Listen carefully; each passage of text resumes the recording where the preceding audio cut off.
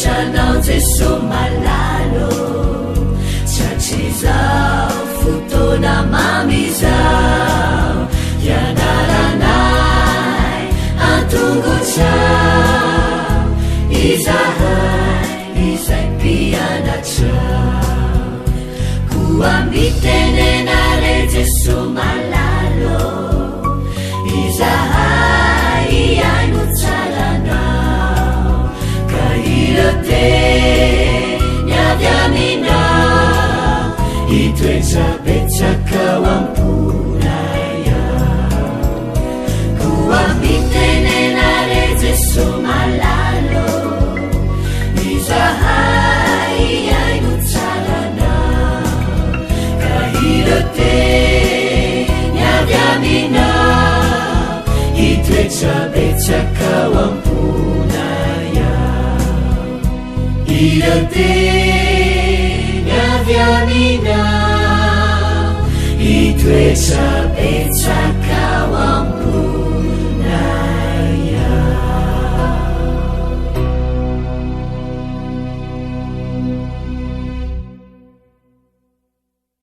Faharomiarabantsika tsirairay avindray tonga eto amin'ny fandraisana ny lesona ho an'ny tanora zokiny isika amin'ity alarobia ity fifaliana ao an-trano ihany koa ny mandray ianao isa-tokantrano ary nirariana dia hitondra hery ho anao manjakariva ny fandraisan'ny ten'Andriamanitra.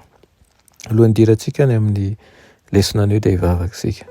Dia Andriamanitra tsara izany-danitro mbola velosoranao izahay noho ny amin'ny tombonandro izay omenao anay, tombo-taona izay omenao ankehitriny ihany koa ahafahana mandinika ny teninao mangataka aminao izahay mba hiasa ao anatinay tsirairay avy ianao ka ho tanolonaka amin'ny fonay ary koa ahafahanay mampiatra izany miaraka amin'ny fanahinao masina amin'ny anaran'i Jesosy. Amen. Lohateny lesonantsika androany dia manao hoe avy amin'ny mpanenjika ka hatramin'ny fanenjehana. Amin'ny olona rehetra eto amin'izao tontolo izao ny kristianina dia tokony hanohitra mafy indrindra ny foto-kevitra sy ny fahadisoan'ny tompon'andraikitra amin'ny fametrahanan'i Jesosy teo amin'ny hazo fijaliana. Kanefa maro amin'ireo lazaina fa kristianina no nanaraka ohatran'ireo izay nanomba an'i Kristy tamin'ny hazo fijaliana fa tsy niohatra navelan'izay nanao an'izany. Nilaza Jesosy fa enjehana ny tena mpianany fa tsy mpanenjika mihitsy. Na iza mino hifindra ho mpanenjika dia tonga azy ho mpianatra ilay dragona fa tsy ho mpianatra Jesosy mihitsy. Mazava ho azy fa afaka mamindra amin'ny fomba hafa koa ny olona. Ohatra lehibe amin'izany Saoly satria fantatra ho anankiray amin'ireo izay mpanenjika nazoto indrindra tamin'ny fiangonany voalohany izy talohan'ny nahatongavana ho iray amin'ireo misionera izay feno fanoloran-tena sy mpanoratra apôstôly namokatra indrindra tao amin'ny fiangonana io. Teo am-piandohan'ny fiainany dia nataony ho iraka manokana ny sambotra ny kristianina rehetra hitany sy anjava ny fivoriana arak'izay azony atao. Nanamora ny fitoram-batany Stefana martyra kristianina voalohany mihitsy azy izy. Ny fiovam-pony Saoly dia fanehoana manaitra ny amin'ny fomba ahafahan'ny fanahin'Andriamanitra manaova tanteraka ny olona anankiray. Mitondra azy ireo avy amin'ny mpanenjika ho amin'ny fanenjehana. Ny fananjina tamin'ny Saoly voalohany momba ny asa feno habebina nataon'i Jesosy raha nandeha tany Damaskosy izy. Ka nilaza avy hatrany fa i Saoly no mpanenjika ary ny tena n'ilay enjehana. Hoy izy hoe Saoly, nahoana ianao no manenjika? Izaho izy no Jesosy enjehanao.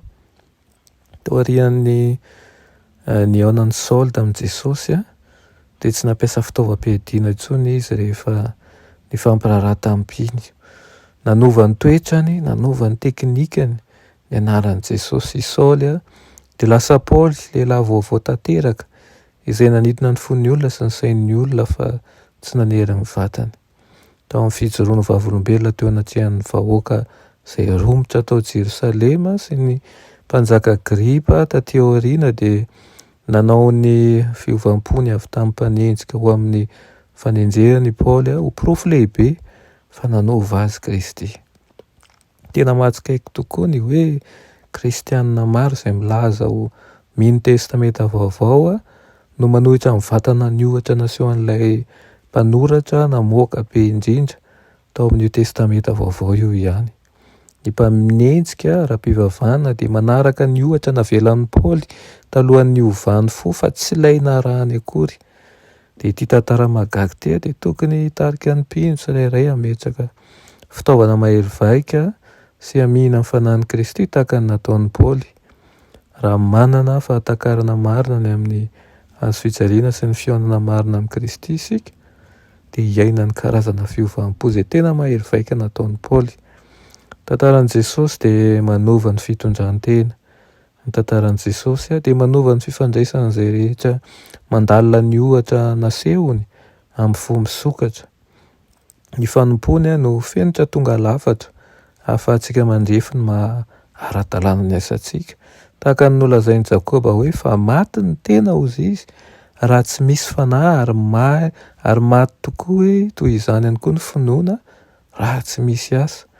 Ny kristianisma izay mitarika ny olona hitondra-tena tahaka ny fahavalon'i Kristy dia tsy kristianina mihitsy izany. Fivavahana tsy misy vidiny sy tsy misy fanantenana izany.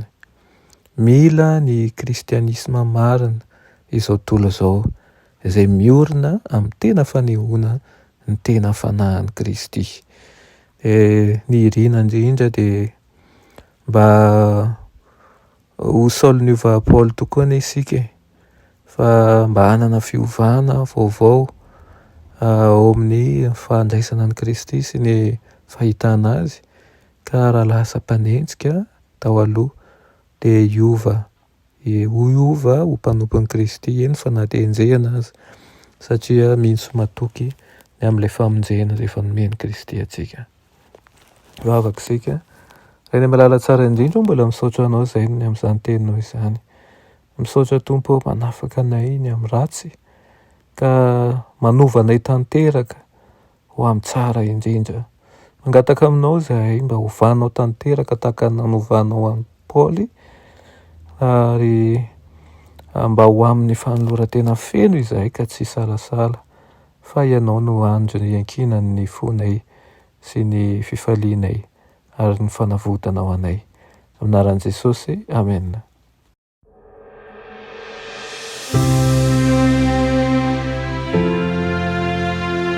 Mianatra eo an-tongotry Jesosy isan'andro.